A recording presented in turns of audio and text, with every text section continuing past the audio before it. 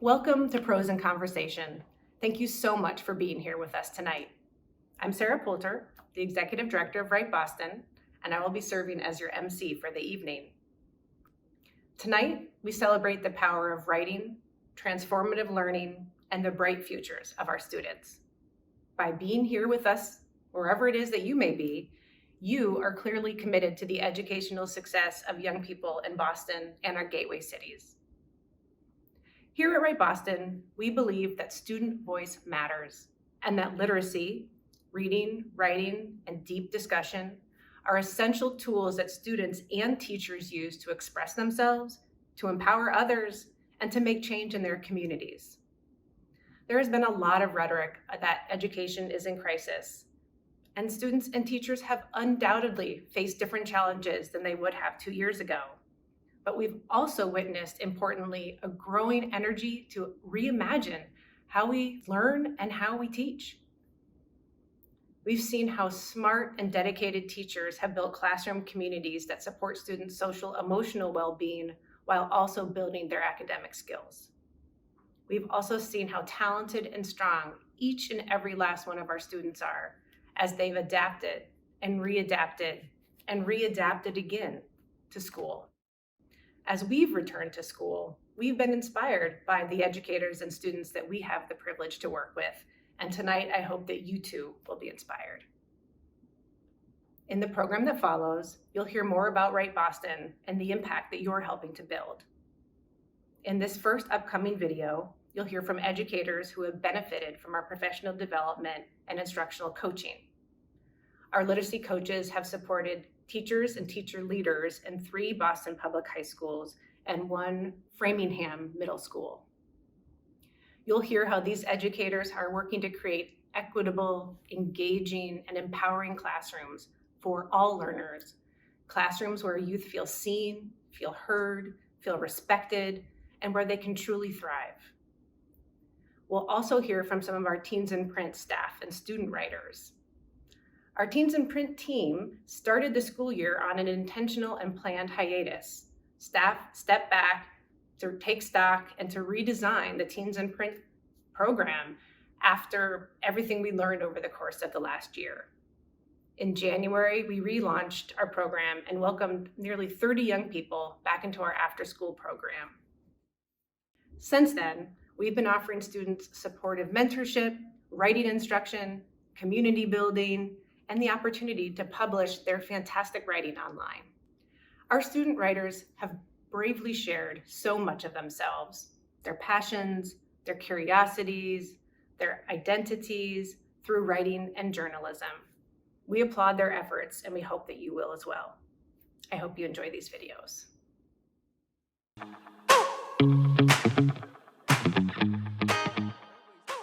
So this year in particular, it was challenging not only for the students, but for the staff to really get back into the swing of teaching and what we were doing and how to deliver curriculum and what does that look like in this quasi post-COVID world. I think that coaching, particularly from Write Boston, has been totally necessary.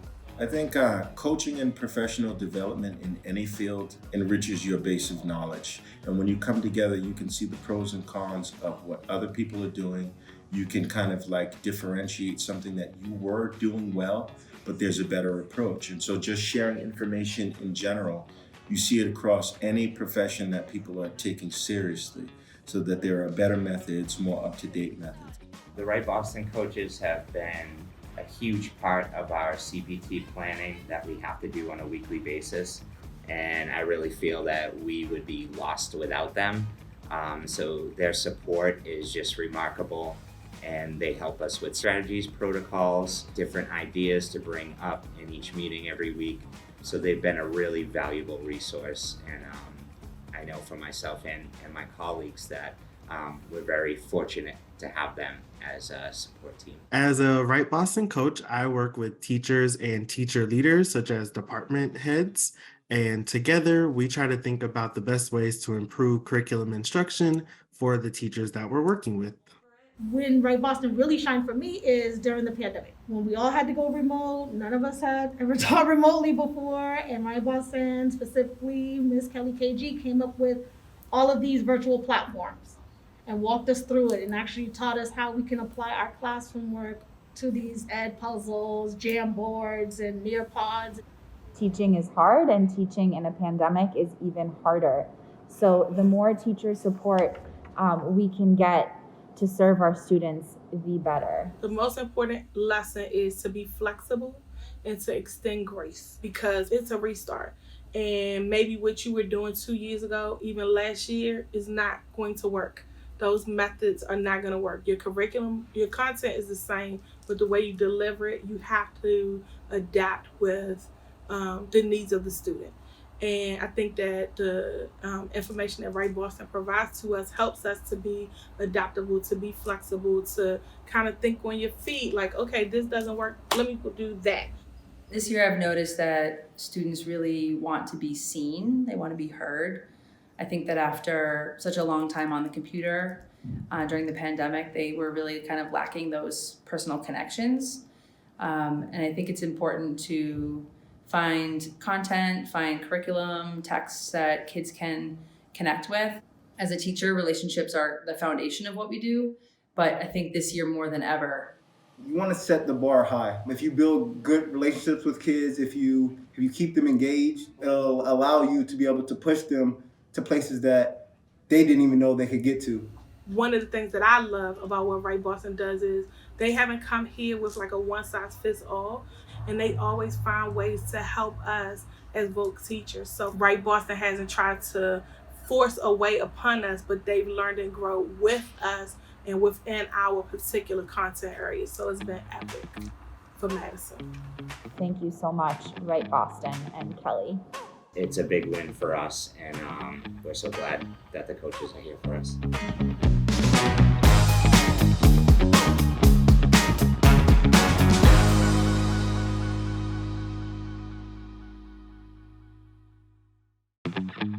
Teens in Print is an after-school writing program for Boston teens.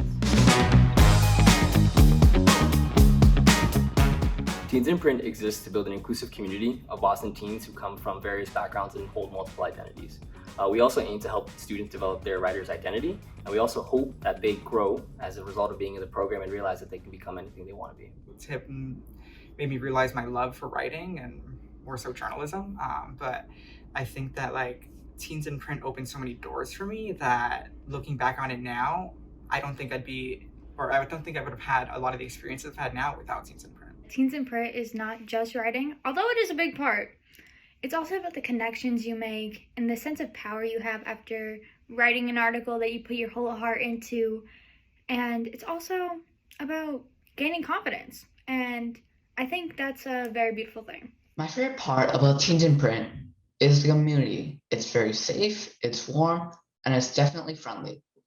There's always random gifts and memes here and there, and the memes are started off something fun, like an icebreaker, or a simple riddle, or just an opening question. Here you get to use your own voice, language. You get pay, get published, get to shine within your writing, get to meet new people, make new friends, have like, I don't know how to say it, but like really good mentor. As always, we have students who are writing about multiple topics. We have students who are just learning how to bring their interest and voice into their writing about things like anime and manga. We have students who are grappling with larger societal questions like animal testing and gene editing. And then we have students who are fearless, asking the big questions like, are schools still segregated? And if so, what are we going to do about it? It was an article that I had contributed to Teens in Print about my, I guess, battle, you would say, with autism and anxiety. It was weird when I submitted that article, or I guess it was an essay. When I submitted that essay, I really didn't think like it would do much, but it opened up a huge door. Teens in Print just taught me about my voice and about confidence and about being able to be more than, I guess, like the disability I talk about in that article. Now I see my disability, like my autism and everything, as something that like I can be proud of and talk about and show off, whereas there, I think I saw it as something that I had to move past, but it's not something that you ever will move past, and so it's something that you have to more like embrace, really. There's all types of ways that writing can invoke a change or spark change, and I think that's why it's important that people are given the freedom to write what they want to write and write about things that interest them and things that are very important to them. Writing is a vehicle for change. I think Teens in Print made me realize that. I think that a lot of the pieces that I've written and a lot of pieces that I've even thought about, like these ideas, just thinking about these things create change, but being able to write about it and to put it out there, that sparks ideas and it sparks movements. I think there are plenty of pieces that I've written that have sparked conversations that are deep and meaningful, and just those conversations alone, start that slow progress and that slow change. I made an article talking about how I wasn't Hispanic enough for my Hispanic friends and I wasn't American enough for my American friends. And it got seen by a publisher for Lady Gaga's I Was Born This Way Foundation. And I'm published on that website as well. So it makes me feel empowered and amazing and so strong, and also like I'm doing something that is impactful. I believe Teens in Print is important right now because it teaches students different types of writing. It allows for a solution for shy students to hone in and improve their writing skills, as well as for those students to share their work publicly. My confidence in writing and sharing out has improved, especially since I know the work I make here will be seen by others on the Teens in Print website, while normally in school, my work would only be seen by my teacher. I've learned that tipsters are truly in touch with themselves, each other, and society as a whole. They're knowledgeable and know how to use that knowledge to ask the hard questions and take space and make space. They're unafraid to be uncomfortable, and they always bring their authentic selves to the room. Without doubt, they are the leaders of the future. Teens in Print is exceptionally important because it helps other skills besides only writing that will stay with us for the rest of our lives. I hope you'll consider making a donation to support Teens in Print and helping students like me continue to break down barriers and open more doors. Teens in Print.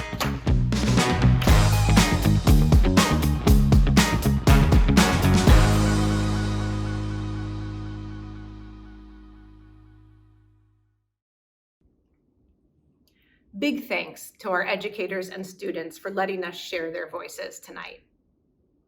This evening, we've come together to show up for young people and to raise critical dollars that fund WriteBoston's programming. We set an ambitious goal of raising $130,000 through this event, and we're already blown away by the support that we've received. And yet, I would still like to see us raise an additional $10,000 this evening. Each of you has tuned in because you believe that writing and literacy are essential skills for young people to achieve their full potential. As our allies and our champions, your contributions fuel our work and affirm our mission.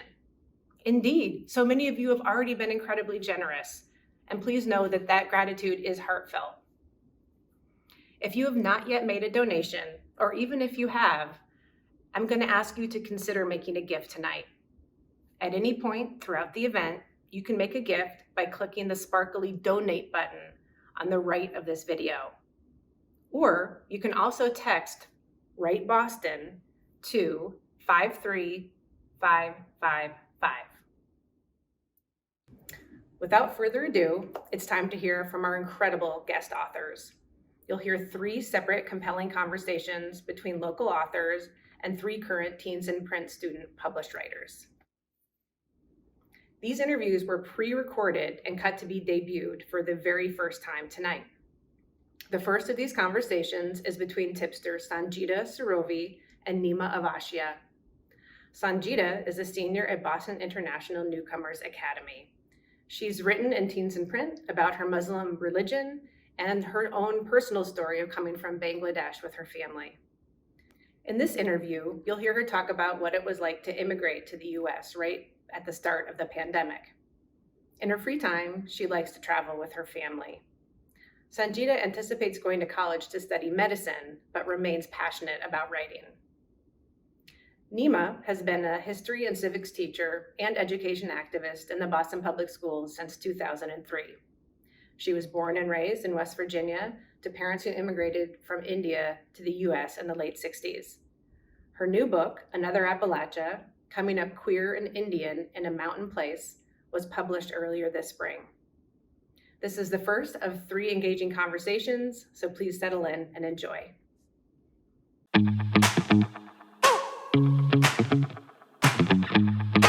So thank you so much for being with us today. What inspired you to be an author? You know, I've always loved words. I have an older sister who's 7 years older than I am. So I think when I was young, I was always trying to catch up to her. So I started writing letters of the alphabet when I was 3 years old in the carpet in our house. I would practice writing my letters. And I loved books. I loved reading. We had a very small library in the town where I grew up. It was barely the size of my bedroom now. But my mom would take me there every week and I would check out as many books as I could. And I would read all of them and I'd take them back and I'd check out more books. And so I think really what inspired me to be a writer is reading. That loving the written word, loving books, loving stories, and the way that stories can help us find ourselves in what we read and also find other people through what we read made me also want to write a book that helped readers find themselves and find me through what I was writing. That's good. That makes me sense a lot. Thank you. And why did you want to pursue writing? I feel like I knew really early that my story, the experience that I had, was not very common. And so I knew that I had a very unique experience. And then as I got older and I started to watch the ways that people talked about the place where I grew up, I realized that the stories they were telling didn't reflect my experience or the experience of my family. And so it became more and more important to me to write a story that shared what our experience was like growing up in Appalachia. What is it like to be born in the US as a second generation immigrant and compared to a first generation immigrant? I think that for my parents, when they looked at America for a really long time, they felt very optimistic. They felt like America was this place of deep possibility and that like, you could be anything you wanted to be if you came to this country. I feel like I have more questions about America and like I'm less certain about its possibilities. Just because I have seen so many people struggle, not because they're doing anything wrong, but because inequality and injustice are kind of baked into the laws of this country. They're baked into the systems, they're baked into the policies. I don't think my parents had that awareness when they moved here. I don't think they knew. So I think in my writing, I try to sort of bridge between their experiences and mine and why we look at the world differently because of where we were raised and how we were raised. How do you feel like it's been for you? I mean, obviously coming in 2020 probably means that your experience has also been shaped by the pandemic, but I'd be curious about like how you experience coming here, how you experience being an immigrant in the United States. What has that been like for you? It was a little bit crazy. Like the experience was crazy, but everything was like every night we were scared because my sister working in hospital was thinking every time maybe something is happening with her. If she's getting COVID, our whole family is like, she's the head of our family. She's take care of my whole family. So every night we can't sleep because maybe something will be happening with my sister. And all the time opening phone, the news, lots of people died. Television, people dying.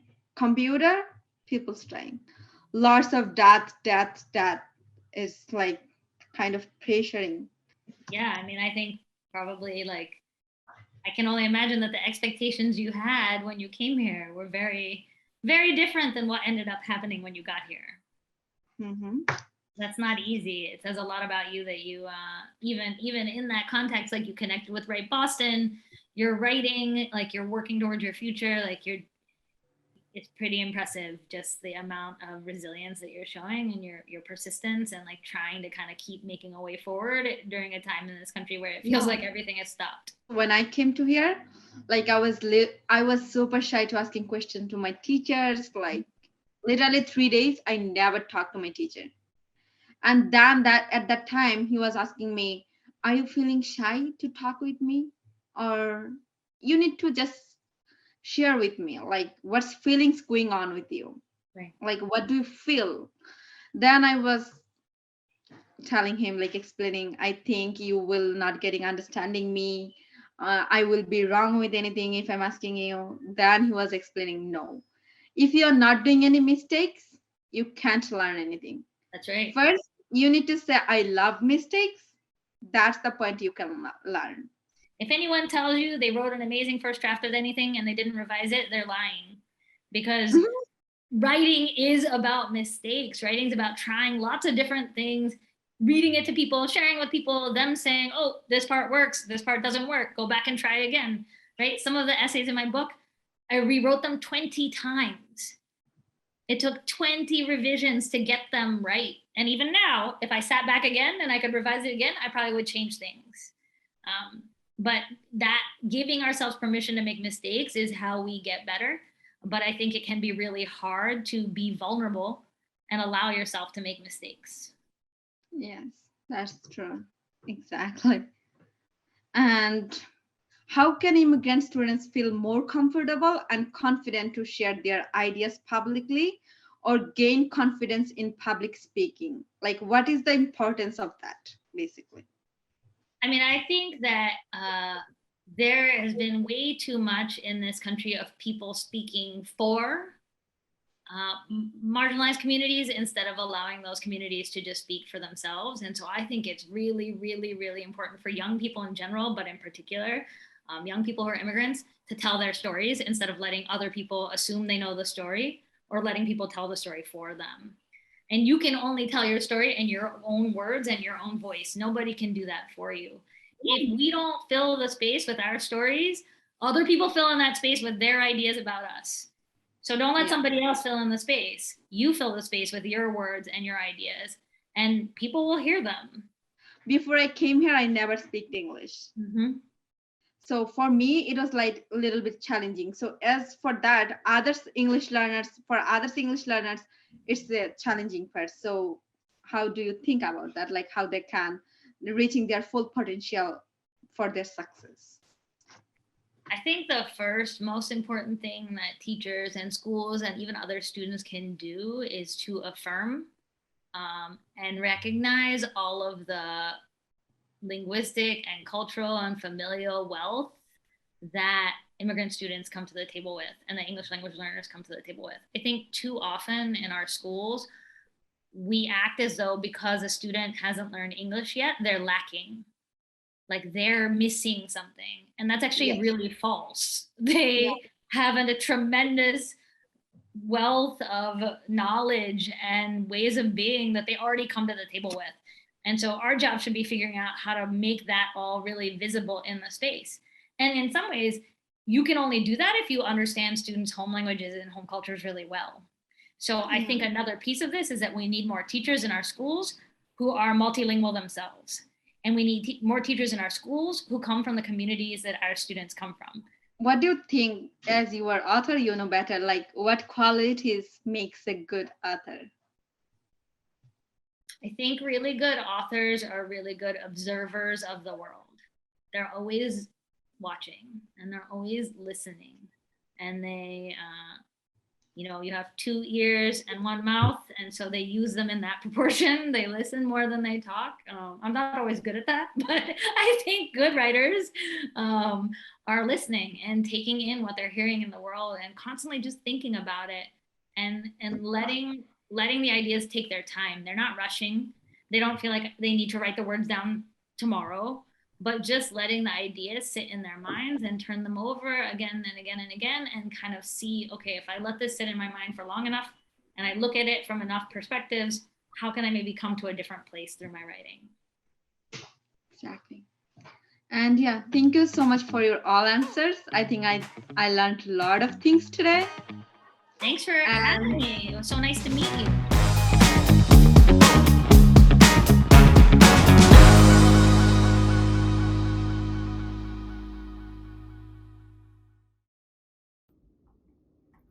Thank you, Sanjida and Nima. You both spoke about the need to love the mistake in order to learn, which clearly applies both in school and in writing, and probably, to be honest, throughout life. Not always easy to embody, but certainly important for all of us to remember. I'm excited to introduce our next conversation between Bethany Soto Gomez and Anthony Abraham Jack. Bethany is a sophomore at Madison Park Technical Vocational High School. She enjoys writing as a way to express herself. She shared that sometimes she finds it difficult to communicate her thoughts and feelings, and she has found writing to be a really powerful outlet, as probably many of us have. Although writing is close to her heart and has helped her through many difficult times, she one day wants to work in the medical field and imagines becoming a doctor. Anthony is an assistant professor at the Harvard Graduate School of Education and the author of The Privileged Poor: How Elite Colleges Are Failing Disadvantaged Students. This book draws on interviews with dozens of undergraduates and on Anthony's own experience to describe how and why disadvantaged students struggle at elite colleges, and perhaps most importantly, what schools need to do differently if students are going to thrive. His research and writing have been featured in the New York Times, the Boston Globe, the Atlantic, the New Yorker, and NPR. We had a few technical difficulties during this video, so apologies in advance, and enjoy this really interesting conversation.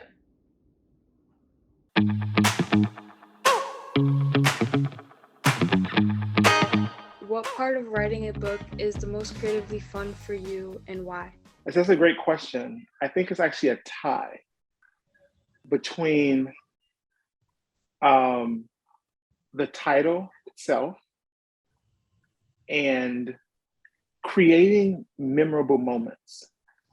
So when I came up, for example, with the term the privileged poor, it was me getting in touch both with my sociological side, but also my humanistic side, right? The sociology I wanted to convey a message of this hybrid nature of pushing back against, simple descriptions of people. I wanted people to question, like, on what axis of inequality are we speaking? And I had to come up with a clever way to get people to think about it. But I also wanted people to, like, never forget, right? So I played upon an oxymoron, right? It kind of sticks with you. It's like jumbo shrimp, right? So, like, I was able to do both. I was able to create a name that conveyed a message, but also a name that has some resonance, that has something that makes you be like, what's that? I want to learn more. My first book, The Privileged Poor, each chapter begins with an ethnographic vignette, right? It begins with a story that sets the tone for the entire chapter. And so to be able to tie both of those together is what gives me joy as a writer, when I'm able to give people the space and time to honor their stories. Yeah, I never like thought of that, about like how much thought you put into like a title, but that is something that I'll think about now when thinking about a story's title. Mm-hmm. Yeah. So how did it feel for you to share your personal experiences with the world? Do you feel like doing what gets other people to share their experiences? My public engagement started with my permission, but not my full understanding. And what I mean by that is, in 2003, when I graduated from Amherst College, I was on the front page of the New York Times. And an article that was called Elite Colleges Open Doors to Poor Youth. When I got a chance again in graduate school to engage with the New York Times in the public outlet, I made it a point, because every time I picked up a book about lower income students, about first generation college students, I felt that the story was always half right. And there was so much missing. And I knew that I wanted to correct that story, not just because we need better information to make better policies, but because I felt like it was a slap in the face. I felt ignored, but yet talked about. It was patronizing in some respects. And so I was like, you know what? I don't mind centering myself, because it was those I statements, right? I feel, I don't see myself, I, that got me to the questions that I asked in my research. It was those moments of realizing that communities that look like the ones that I came from, schools that look like the ones both that I attended, were never talked about together. And in doing so, it was limiting our understanding. What's something that you've learned in the process of being an author? And has there been anything you've come to appreciate about other writing styles? Yeah, about how jealous I am that people write better than I do. To be honest with you, one of the things that I've learned about writing is there's always a new experience that you are trying to describe that somebody else is going to do just right. So right now in my life, I actually am reading speculative fiction. I am reading children's literature. I am reading scholars whose job it is to create worlds that are otherworldly, right, in outer space and other time dimensions, but also creating worlds within the one that we know.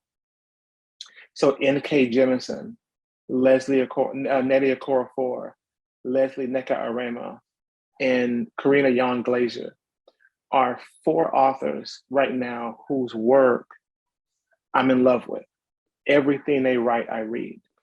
When someone can give me a story of a futuristic world that actually doesn't feel that far in the future, yet is almost light years away, right? And you have these experiences, like, I want to know, how do you do that? Because I have to tell student stories in a way that is not only compelling to make an argument, but convincing to inspire action. right? I just don't want to tell a story about students' experience. I want to convince a dean that they should invest $500,000 in this program. I want to inspire a president to say, you know what? We need to change this policy that has been on the books for the last 100 years. If there's a specific way that you like to inspire a sense of action through your writing or through your books?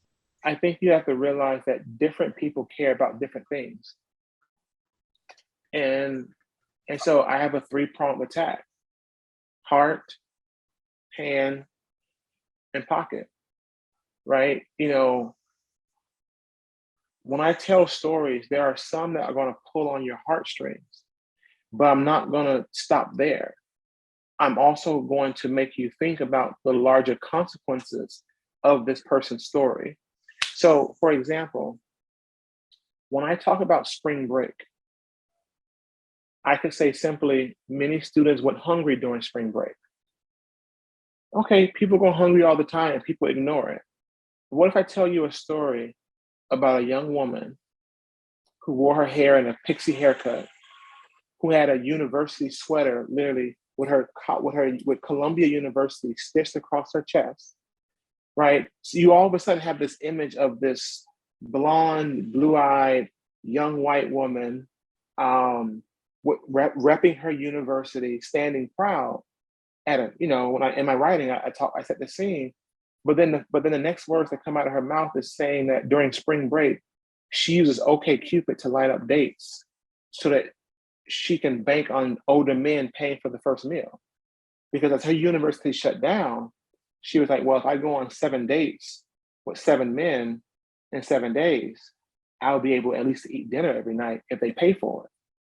All of a sudden, like, person who cares about the feelings of students, the experience of students, you pull at their heartstrings because that's a sad moment, and it is. But then the thinking person is like, oh my God, well, what are the consequences? Like, what kind of image are we having of our school if that's the reality?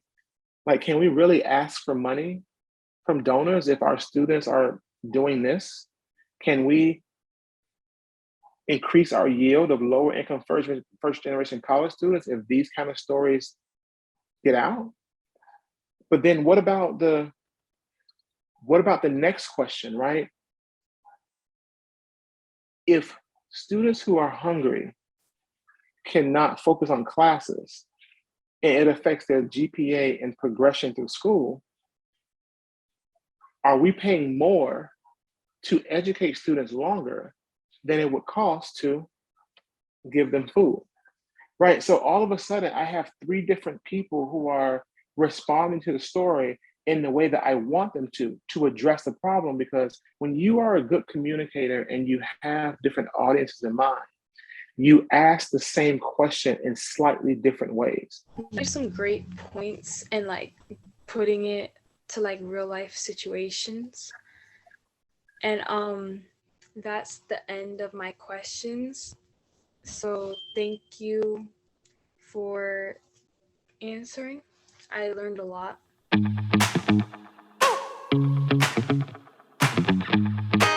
I more try to like inform through my writing, and I guess it does like create, like I guess it does motivate like the reader. For me, like writing for me feels like a way to like share what I'm feeling, and like it feels like it's kind of giving me a voice. Like it makes me feel like I have a way to share things that I feel, and like in a way kind of like to relax and like be able to feel heard.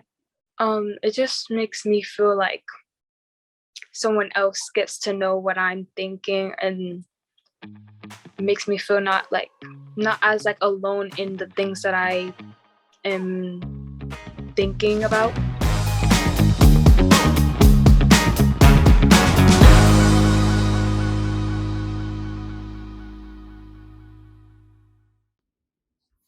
Thanks, Anthony and Bethany. You've given us a lot to think about when it comes to the host of motivations and reasons for writing. to connect, to express, to advocate, to imagine, to make change. Last but not least, it is my pleasure to introduce our final conversation of the night, this one between Khadra Abdullahi and Jennifer deleon. Khadra is also a student at Madison Park Technical Vocational High School. She's a junior there and enjoys reading books and baking in her free time. English is her favorite subject, and she also enjoys horror movies and adventure books. As a writer for Teens in Print, Khadra has written about gene editing, affordable housing, scary movie recommendations, and her life and family. Jen is the author of the YA novel Don't Ask Me Where I'm From and White Space, essays on culture, race, and writing. She's also the editor of the anthology Wise Latinas, Writers on Higher Education. Jen is a former Boston Public Schools teacher and now teaches creative writing at Framingham State University and Bay Path University. She also has another young adult book in the works, as well as 2 children's books. Get comfy for this final conversation.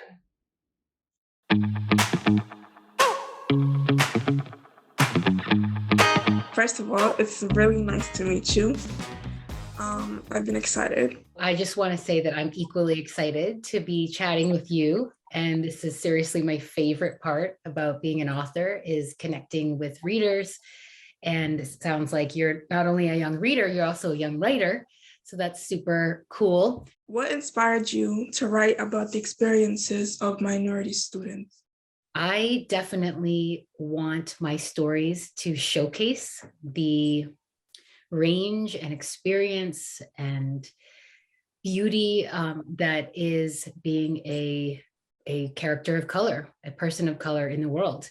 And growing up, I did not get a chance to read many stories that had characters, and especially main characters, that were people of color. And I just thought, okay, I love writing, I love reading, but there's this gap here.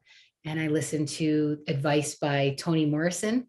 She said that if there's a book in the world that you want to write, but it hasn't been written yet, then you need to be the one to write it. And I thought, okay, then here I go.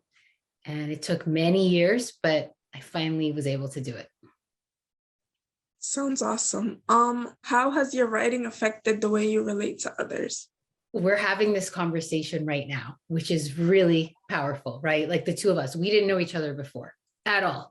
And here we are on screen engaging in this conversation because of a story that I wrote in my computer. Like I worked on it for my laptop for years until it finally saw the light of day. And now we get to meet and have a conversation because of that. I mean, that feels kind of like sci-fi or like magic, or just, the fact that that can actually happen. How have you used it to process interactions of your experiences? For me, I didn't really have many books around my house until later. And when I say we really only had 2 books in my house for a while, I mean it. And those 2 books were the Bible and the Yellow Pages. And other than that, it was maybe a free newspaper my mom got at the supermarket or something. So books weren't really a big part of my life, but stories were. My parents were constantly sharing stories, especially my mom, like at home, in the kitchen, in the car, on the way to church, like before school, after school. She just was always telling stories. And it wasn't until 3rd grade that I got my first book ever. There was a program at school called Reading is Fundamental, and every student got to pick out a book and keep it. And I just thought it was such a big deal. Like, I get to keep this. I get to put my name in this book. Like, this is mine. I don't have to return it. And I just got hooked on reading. And then I discovered the library, and, the rest is history, right? But what about you? I mean, what was it like for you growing up, like in terms of reading and storytelling? Like you, my parents were always like telling stories of like their past or like what they did growing up. And I didn't really get into like reading until like middle school, because I didn't really know much about reading in elementary school. I just like did what ELA class or whatever. But I remember in 6th grade, my teacher, we started reading The Book Thief, and like reading that book, and I was like, wow, like this is really good. And then she started like giving me books to read, and I kept asking her for books, and then that just got me into reading. Oh, I love that. You know, it's like one book, one student, and then that changes everything. When you have an idea for a novel, do you ever lose motivation and want to quit writing it entirely? Yes, that's the short answer. I definitely experienced that. This is something else that people don't often tell you. It's like when you read a book, right? You read it from the first page to the last page. Even if you take breaks, whatever, you read it in that order. But when you're writing a book, as you know, because you're a writer, you don't usually write it in that order. You might start with a scene smack in the middle of the book, or you write a scene and it doesn't even make it into the book, or you think you're writing the ending, but it's actually going to end up to be a really good beginning. And so you write it out of order, and it's messy, and you have all these islands and chapters and scenes, and you're like, oh my God, how do I make sense of this? But then slowly it starts to gel and crystallize, and you're like, oh, okay, I get it. Kind of like putting together a puzzle, right? And I love that feeling, that rush when it's coming together. But for years, I didn't know that was normal, that was just maybe the writing process. So I would start writing books or stories from what I thought was the beginning, and it would fall flat, or it wasn't interesting, or I'd get stuck. And then instead of realizing I got to take a breather, come back to it, or maybe write a scene that's taking place later in the story, I would just quit and say like, oh, I guess it's not working. So I had a lot of false starts, a lot of failed beginnings, you could say, but all of that made me a stronger writer, kind of put some muscle in the pen, you know, and eventually I learned that you don't have to write a book in any order. Nobody will ever know when they pick up the book, the order in which you wrote it. It's kind of cool. So do you brain dump, or do you go like step by step? Because I know when I started writing, I would just like have these like all these ideas in my head, and I know I would forget them. So I would just like put them on paper, like no matter if it didn't make sense or not. Yeah. Or do you like all put them on paper, or just go step by step? I'm a little bit in between now. Some people like to call it like, are you a pantser? Like you write by the seat of your pants, you just like you described. Or are you a plotter where you're like, here's my outline and I'm going to write and check off every scene.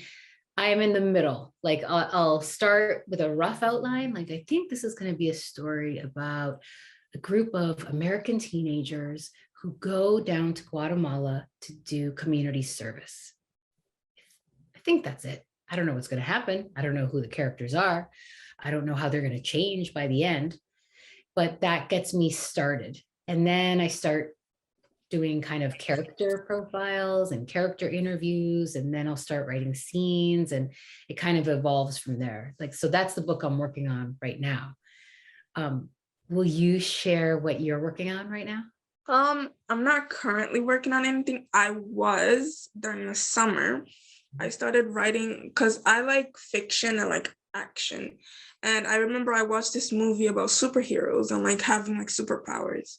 And I started writing a story about two different characters and like comparing their lives, about one female who has like everything, like she's rich and like she develops a superpower. And then you have one who's like poor, and then they just develop a superpower. And it's just like how they end up meeting and like how their lives change after that. And it's like I started working on that. Yeah. And then I was like 2 chapters in, and school started, and I was like, yeah, I'm not about to get time to do that. So I just stopped. What have your experiences as a teacher influenced your decision to write for a young audience? So I was teaching at the Boston Teachers Union school. It's a K-8 school, and I taught 7th and 8th grade ELA. And we had an independent reading, like a classroom library. And I felt that like my students weren't always connecting with the books that were there. And it was frustrating because I knew my students were readers, and they wanted to like like do a deep dive into a story, right? But a lot of the books, for one reason or another, just weren't their cup of tea. And so I would sometimes think about them when I was writing my stories. And I'm like, I want to keep this interesting. I want to keep this fresh. I want to make it so that whoever's reading the book doesn't feel like, oh, miss, can I get the bath to the bathroom? Or, oh, I need to go to the nurse, because my students often did that during independent reading time. You know, that's when I wrote Don't Ask Me Where I'm From, because many of them had never seen a book that showcased a Latina on the cover.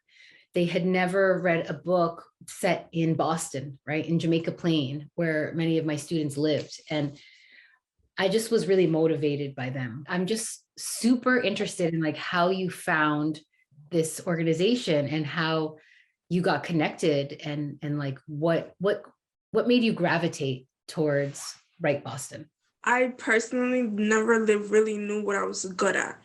And then I started liking ELA throughout like the years, and I'm like, oh wow, I'm really good at writing, because I was getting like 90s or 100s.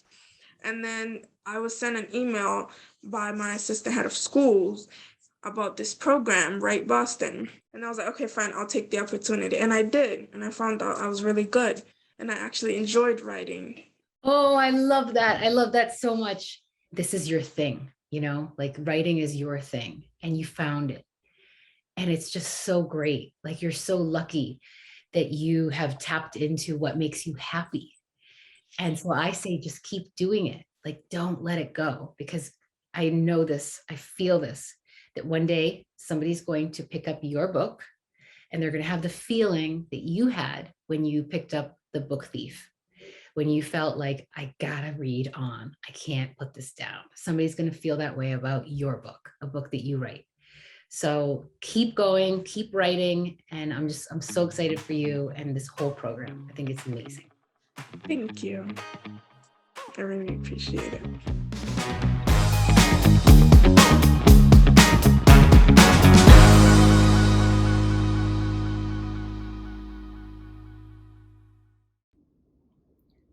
Thanks so much, Jen and Khadra. Khadra, I can't wait to read your superhero story. And Jen, I'm excited to read the next two books that will be soon forthcoming. We can all remember books that are really special to us, and I think that your words probably resonated with many of us. Khadra, Bethany, and Sanjida have each facilitated conversations that I hope you'll continue to ponder and share with others after this night is over. Now, as we end, or near, I should say, the close of our evening, I'd like to introduce a final video that features the voices of some of our board members, staff, and students. In their own words, they will each share the value of this work.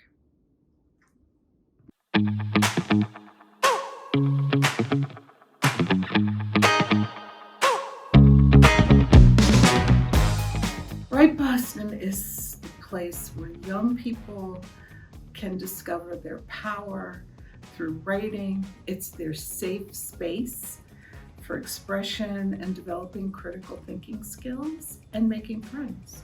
The passion of our team and the students and educators that we serve is so inspiring.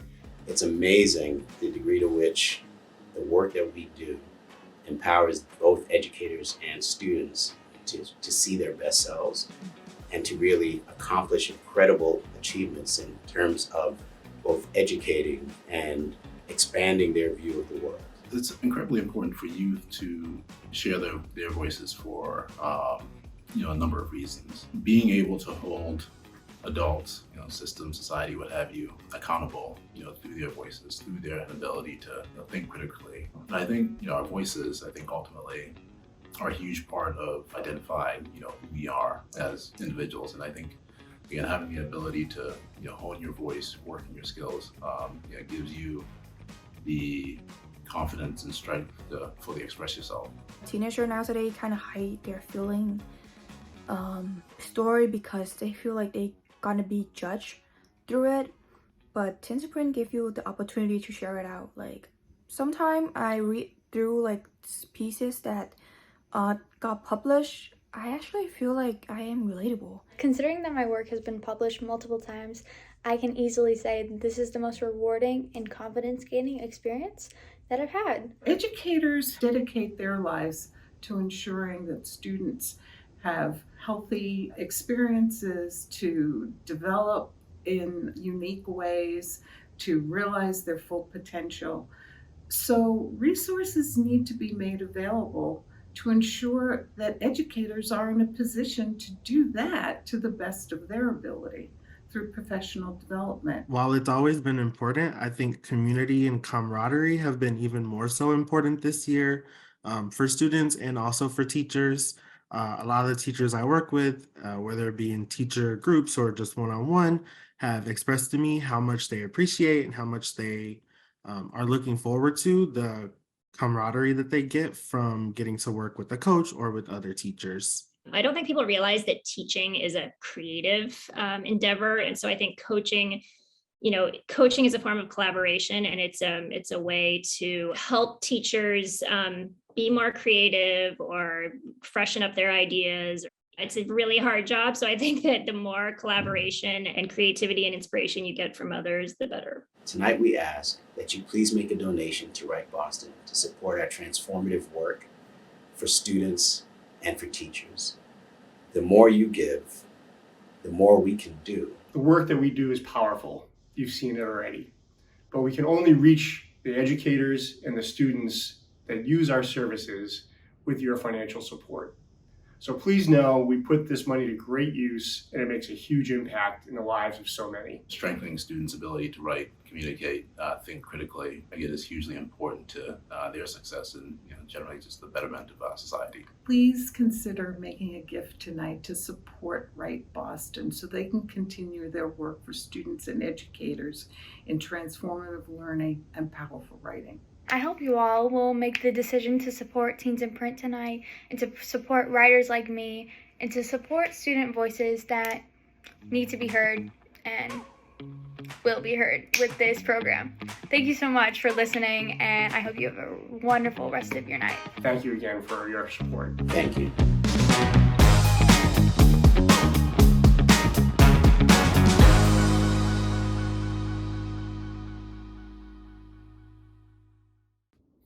They have all said it better than I can, but I would like to say a few final words before we close.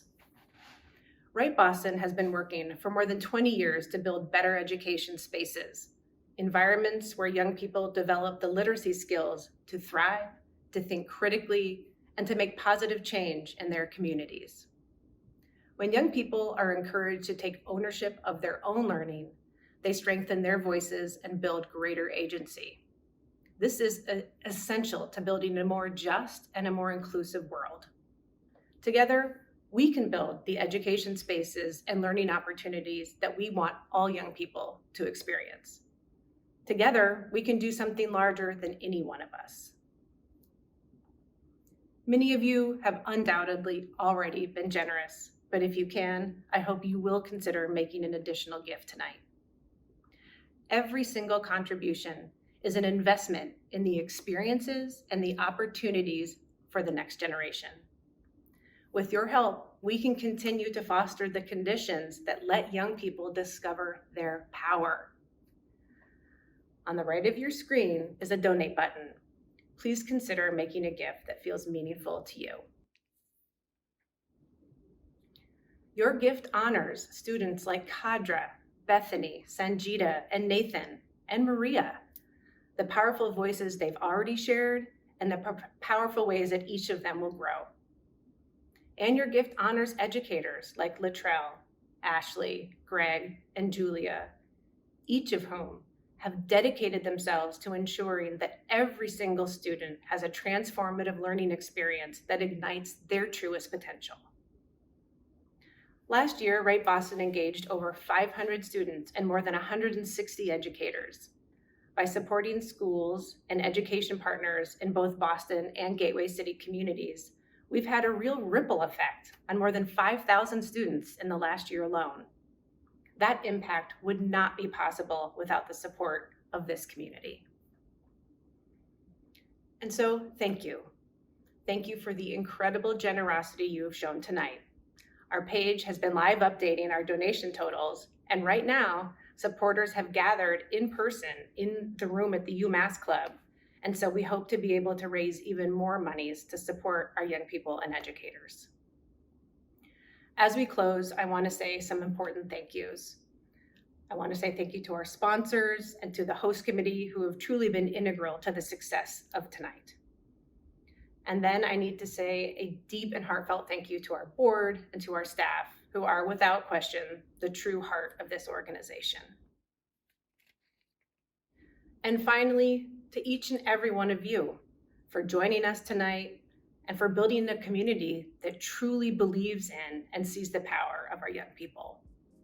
I hope you have a wonderful evening, and I look forward to seeing you soon. Good night.